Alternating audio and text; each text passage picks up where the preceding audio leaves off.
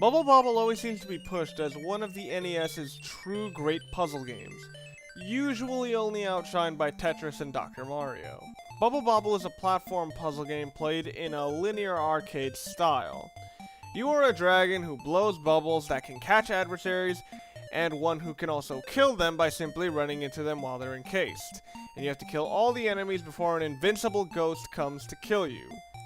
In spite of how that sounds, it's actually a pretty simple premise. The controls in this game are a little weird.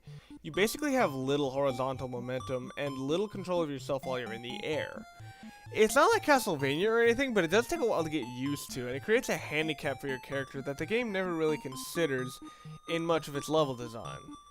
Before I start on the negatives, I'll say that this game is very time-passing. Never really hits a boring point, and always remains interesting. Thanks to a relatively random nature of some of the power-ups, and the constantly changing level design, the game always seems fresh whenever you play it. Another part of this game that works wonderfully is the extra rewards for defeating enemies simultaneously, since bubbles pop other bubbles. This works great because you get extra points, which can give you lives, and letters, which eventually give you the means to gain lives and skip a level. The mechanics of this game are very unique, and the platforming style adds a nice twist to the puzzle mechanics. Here's the thing though. This game never really hits a stride, or has challenges that are consistently satisfying or fun. It really does just feel time passing. There are a lot of satisfying moments thanks to a style that is open to a lot of personal challenges, and gameplay elements that feel rewarding when you pull off a great strategy. I think I know why this doesn't work all the time though. There are no consequences at all for losing. You lose, your score resets, and you get the password for the level, which was mostly pointless for me since I'm playing this on Virtual Console. Again though, while this may weaken the satisfaction since it makes beating a level kind of easy, it really does help the game progress very smoothly, until it hits my next problem with this game. First of all, I'd like to point out that this is an arcade port, so you'll know why I use a certain term later on. There are a ton of annoying levels, and many enemies who can be very cheap in this game. Admittedly, bubble jumping is a neat idea, but they get really obnoxious in some of the areas you're meant to cross with this method. And because you can't control yourself too strongly in the air, you'll often be completely open to enemy attacks while you're trying to simply go up a wall or something. There's also a lot of times in which you'll get hit with a cheap enemy by simple circumstance. And while I can't really blame this on the developers, it is annoying as hell. Easily my biggest issue though is that among the 100 levels here, there are too many quarter sucker levels. Quarter sucker levels have cheap and unfair level design originally done in the arcade to suck quarters out of the consumer, now resulting in many frustrating brick wall moments. These can feel incredibly frustrating because dying enough times causes you to game over. Which, as I said, isn't a big handicap, but many of these levels take an excruciating amount of time to beat. It was actually during these long, repetitive gameplay sections that I realized something. I never got tired of the music. There's only about 4 songs that play during gameplay, but 90% of the time there's one specific song that plays. And although its charm wore off kind of quickly, I never actually reached the point that I got sick of it.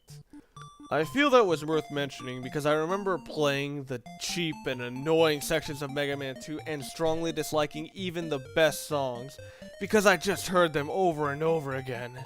The graphics also look good and have their own charm thanks to this game's style, but the graphics actually start to harm the gameplay sometimes because the way the levels look.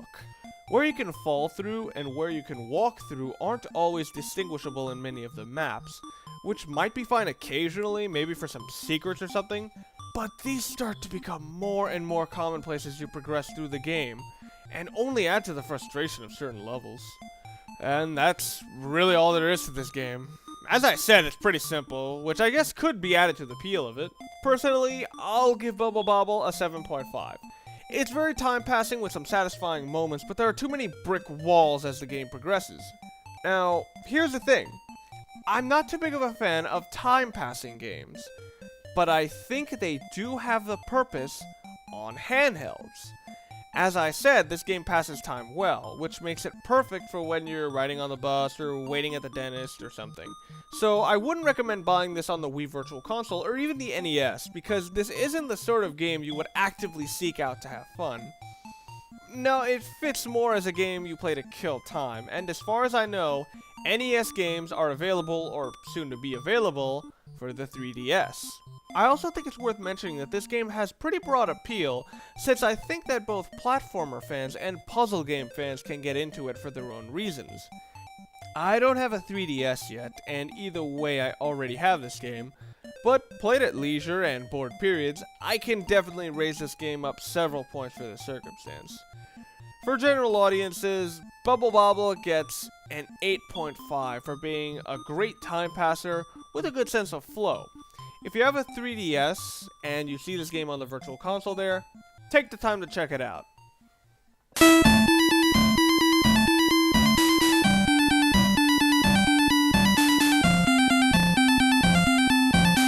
Dragon!